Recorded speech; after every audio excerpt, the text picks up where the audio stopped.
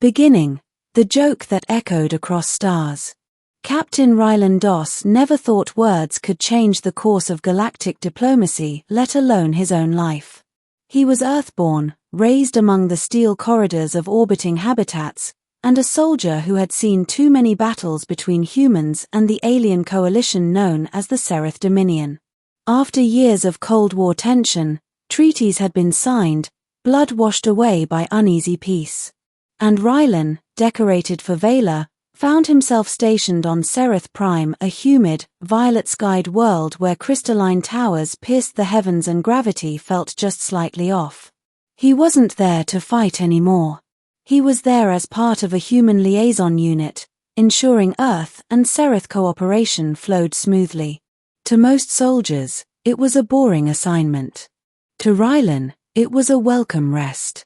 That changed the day he met Vera, the Seraph Queen's chief attendant, tall, silver-skinned, her eyes glowing softly like twin moons. She moved like liquid light, precise and calm. Rylan had been assigned to escort her through the human quarters for a cultural briefing. The first thing he noticed, she rarely blinked. The second, her voice. "You humans speak with much tone," she said curiously as they walked past the docking bay. "When you say something simple, it still carries so many hidden meanings." Rylan smirked. "Yeah, we're a complicated bunch." She tilted her head, analyzing him like an artifact. "For instance, when your commander greeted the Queen with "nice to see you," he did not mean pleasant visual perception. He meant gratitude, yes?" He chuckled. "You're catching on fast. And you, Captain Doss," she continued, "what do you say to those you are bonded to?" The question caught him off guard. "You mean like a girlfriend?" Her head tilted again. "Bonded female companion. Yes." "Oh," Rylan laughed, scratching his neck. "Usually something like yes, dear." Vera frowned slightly. That phrase carries subservience. Yet it is said kindly. "It's a joke," he explained. "A way of saying, you're right, dear, even when we're teasing." "I see," she said, eyes narrowing thoughtfully. "You use affection to mask surrender." He grinned. "You could say that." That was when the Queen herself entered. Middle, the Queen's command. Queen Sarithra Vikal, ruler of the Seraph Dominion, was breathtaking. Her skin shimmered like onyx dust, her eyes refracted galaxies, and her voice carried the weight of command and centuries. She was rumored to be both warrior and philosopher, feared and adored in equal measure. Rylan knelt, as instructed, though the act felt odd. Humans didn't kneel to anyone anymore. Still, diplomacy demanded gestures. "Captain Doss of Earth," she said, her voice echoing through the crystalline hall. "Your people fought fiercely. You earned scars worthy of remembrance." "Thank you, Your Majesty," Rylan said cautiously. "We only did what we had to."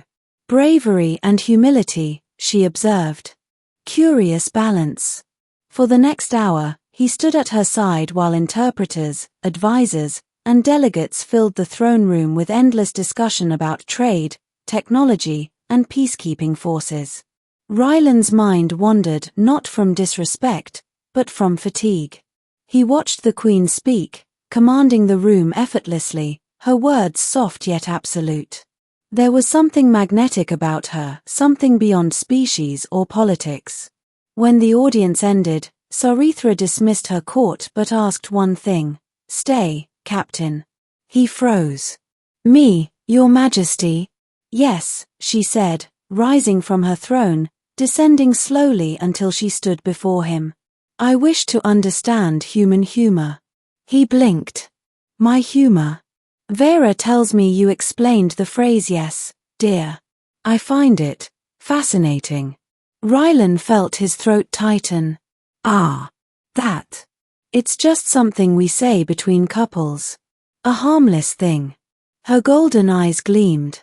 "Then humor is tied to intimacy." "In some ways, yeah," he said. "It's about trust. Comfort." Sarithra stepped closer, her aura radiating warmth. And if I were to say something to you, and you replied, yes, dear, what would that mean? Ryland swallowed. That would mean, well, that I agree with you. Or maybe that I accept you, she interrupted. I suppose so. Her expression softened into something almost human. Interesting. Then she turned away. You may go, Captain. Ryland bowed, relieved. Yes, dear, he muttered playfully under his breath as he turned to leave. The hall fell silent. Every Seraph guard froze. Vera's eyes widened in horror. The Queen stopped moving. What did you say? Sarithra asked slowly, her tone now laced with something sharp and electric. Ryland blinked. It was just a joke, Your Majesty.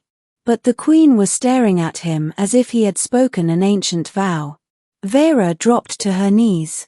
Your Majesty, Vera whispered urgently, he has invoked the ritual of acceptance.